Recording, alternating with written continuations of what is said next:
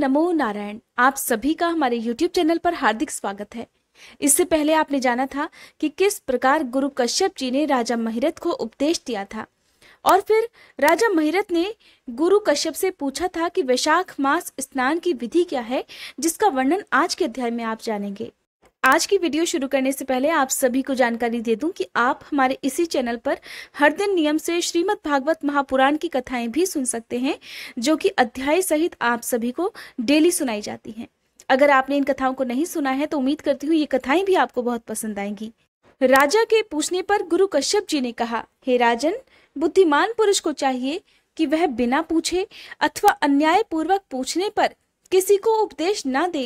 लोक में जानते हुए भी जड़वत अनजान की भांति आचरण करे, परंतु विद्वानों, शिष्यों, पुत्रों और श्रद्धालु पुरुषों को उनके हित की बात कृपा पूर्वक बिना पूछे भी बतानी चाहिए। हे राजन, इस समय तुम्हारा मन धर्म में स्थित हुआ है, अतः मैं तुम्हें वैशाख स्नान के उत्तम व्रत का पालन कराऊंगा। इसके पश्चात पुरोहित कश्यप ने राजा महिरथ से वैशाख मास में स्नान, दान और पूजन कराया। शास्त्रों में वैशाख स्नान की जैसी विधि उन्होंने देखी थी, ठीक उसका पूरा पूरा पालन करवाया। राजा महिरथ ने भी अपने गुरु की प्रेरणा से उस समय विधि पूर्वक सभी नियमों का पालन किया और माधव मास का, वैशाख मास को माधव मास भी कहते हैं, इस प्रकार माधव मास का जो जो विधान उन्होंने बताया वह सब आदर पूर्वक सुना भी। उन राजन ने प्रातःकाल स्नान करके भक्ति भाव के साथ पाद्य और अर्घ देकर श्री हरि का पूजन किया तथा नैवेद्य का भोग भी लगाया। यमराज कहते हैं, हे ब्राह्मण, तत्पश्चात राजा के ऊपर काल की दृष्टि पड़ी। अधिक मात्रा में रति का सेवन करने से उन्हें क्षय का रोग हो गया था, जिससे उनका शरीर अत्यंत दुर्बल हो गया। फिर उनकी मृत्यु हो गई। उस समय मेरे तथा भगवान विष्णु के दूत भी उन्हें लेने पहुंचे। विष्णु दूतों ने ये राजा धर्मात्मा है ऐसा कहकर मेरे सेवकों को डांट दिया और स्वयं राजा को विमान पर बिठाकर वे वैकुंठ लोक में ले गए। वैशाख मास में प्रातःकाल स्नान करने से राजा के सभी पाप नष्ट हो चुके थे। भगवान विष्णु के दूत अत्यंत चतुर होते हैं। वे भगवान विष्णु की आज्ञा से राजा महिरथ को नरक मार्ग के निकट से ले चले। जाते जाते राजा ने नरक में पकाए जाने के कारण घोर चित्कार करने वाले नारकीय जीवों का आर्तनाद सुना। कड़हा में डालकर उबाले जाने वाले पापियों का क्रंदन बड़ा भयंकर था। उनकी चित्कार सुनी नहीं जा रही थी। ये सब सुनकर राजा को बड़ा आश्चर्य हुआ। वे अत्यंत दुखी होकर दूतों से कहने लगे, जीवों की कराहने की ये भयंकर आवाज क्यों सुनाई दे रही है? इसमें क्या कारण हो सकता है? कृपया आप ये सब बातें बताने की कृपा करें। तब विष्णुदूत कहने लगे, राजन, जिन प्राणियों ने धर्म की मर्यादा का परित्याग किया है, जो पापाचारी और पुण्यहीन हैं, वे तामिश्र आदि भयंकर नरकों में डाल दिए गए हैं। पापी मनुष्य प्राण त्यागने के बाद यमलोक के मार्ग में आकर भयानक दुख भोगते हैं। यमराज के भयंकर दूत उन्हें इधर उधर घसीटते हैं और वे अंधकार में गिर जाते हैं। फिर उन्हें आग में जलाया जाता है। उनके शरीर में कांटे चुभाए जाते हैं। उनको आरी से चीरा जाता है और वे भूख प्यास से पीड़ित रहते हैं। पीप और रक्त की दुर्गंध के कारण उन्हें बार बार मूर्छा आ जाती है। कहीं वे खौलते हुए तेल में उबाले जाते हैं, कहीं उन पर मूसलों की मार पड़ती है और कहीं तपाए हुए लोहे की शिलाओं पर डालकर उन्हें पकाया जाता है। कहीं वमन, कहीं पीप और कहीं रक्त उन्हें खाने को मिलता है। मुर्दों की दुर्गंध से भरे हुए करोड़ों नरक हैं, जहां शरपत्र वन है। शिलापात के समान है, जहां पापी शिलाओं पर वे पटके जाते हैं और वहां की समतल भूमि भी आग से तपी हुई होती है। इसके सिवा गरम लोहे के, खौलते हुए तेल के, मैदा के, तपे हुए स्तंभ के और कूट शालमली नाम के भी नरक हैं। छुरे, कांटे, कील और उग्र ज्वाला के कारण क्षोभ और भय उत्पन्न करने वाले बहुत सारे नरक हैं। कहीं तपी हुई वैतरणी नदी है, कहीं पीप से भरे हुए अनेकों कुंड हैं और इन सब में अलग अलग प्रकार के पापियों को डाला जाता है। कुछ नरक ऐसे होते हैं जो जंगल के रूप में हैं। वहां के पत्ते तलवार की धार के समान तीखे हैं। इसी से उन्हें असीपत्र वन कहते हैं। जहां प्रवेश करते ही नर नारियों के शरीर कटने और छिलने लगते हैं। कितने ही नरक घोर अंधकार और आग की लपटों के कारण अत्यंत दारुण और भयानक प्रतीत होते हैं। इनमें बार बार यातना भोगने के कारण पापी जीव नाना प्रकार के स्वरों में रोते और विलाप करते रहते हैं। हे राजन, इस प्रकार ये शास्त्र विरुद्ध कर्म करने वाले पापी जीव कराहते हुए नरक यातना का कष्ट भोग रहे हैं। उन्हीं का ये क्रंदन हो रहा है और ये सब करुण चित्कार इन्हीं पापी प्राणियों की है। सभी प्राणियों को अपने पूर्व जन्म के और अपने पहले कर्मों का फल भोगना ही होता है। पराई स्त्रियों का संग प्रसन्नता के लिए किया जाता है, किंतु वास्तव में वह दुख ही देने वाला होता है। 2 घड़ी तक किया हुआ विषय सुख का आस्वादन अनेकों कल्पों तक दुख देने वाला होता है। हे राजन, तुमने क्योंकि वैशाख मास में प्रातः स्नान किया है, उसकी विधि का पालन करने से तुम्हारा पापी शरीर पावन हो गया है। उससे छूकर बहने वाली वायु का स्पर्श पाकर ये क्षण भर के लिए सुखी हो गए हैं। तुम्हारी तेज से इन्हें बड़ी तृप्ति मिल रही है। इसी से अब ये नरकवर्ती जीव कराहना छोड़कर चुप हो गए हैं। पुण्यवानों का नाम भी यदि सुना या उच्चारण किया जाए तो वह सुख का साधन बन जाता है, और फिर उसे छूकर चलने वाली वायु भी यदि शरीर में लग जाए तो बड़ा सुख देती है। यमराज जी आगे कहते हैं कि करुणा के सागर राजा महिरथ अद्भुत कर्म करने वाले भगवान श्री विष्णु के दूतों की उपर्युक्त बात सुनकर द्रवित हो उठे। निश्चय ही साधु पुरुषों का हृदय मक्खन के समान होता है।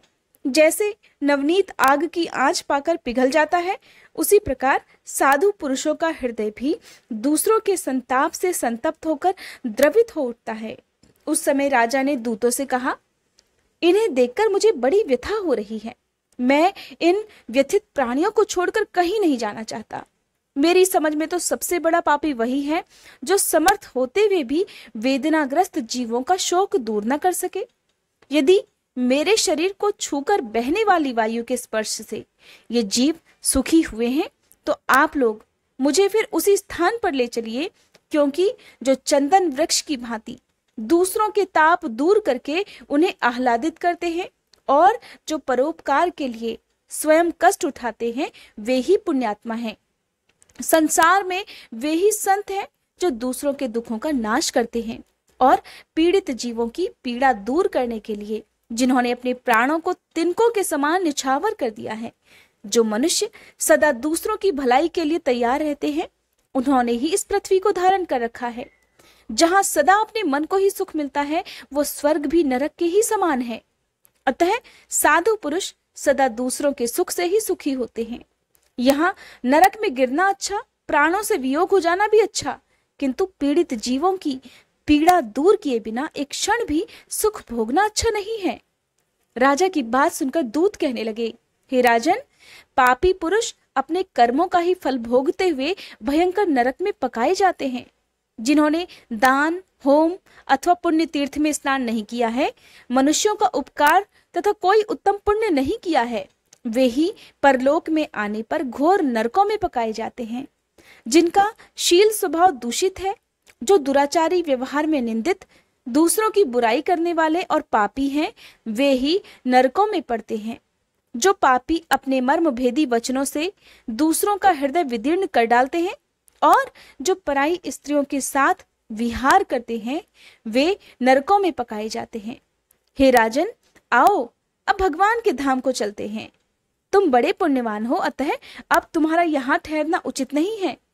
दूतों की बात सुनकर राजन ने फिर कहा, हे विष्णु दूतगण, यदि मैं पुण्यात्मा हूं तो फिर इस महाभयंकर यातना मार्ग में कैसे लाया गया? मैंने कौन सा पाप किया है और किस पुण्य के प्रभाव से अब मैं विष्णु धाम को जाऊंगा? आप कृपा कर मेरे इस संशय का निवारण कीजिए। तब दूत कहने लगे, हे राजन, तुम्हारा मन काम के अधीन हो रहा था, इसीलिए तुमने कोई पुण्य यज्ञानुष्ठान अथवा कोई भी यज्ञ विशिष्ट अन्न का भोजन नहीं किया, इसलिए तुम्हें इस मार्ग से लाया गया है।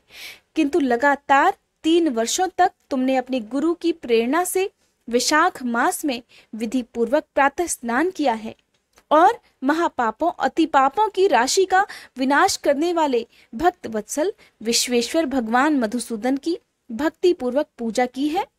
ये सब पुण्यों का सार है। केवल एक ही पुण्य से तुम देवताओं द्वारा पूजित होकर श्री विष्णु धाम को ले जाए जा रहे हो।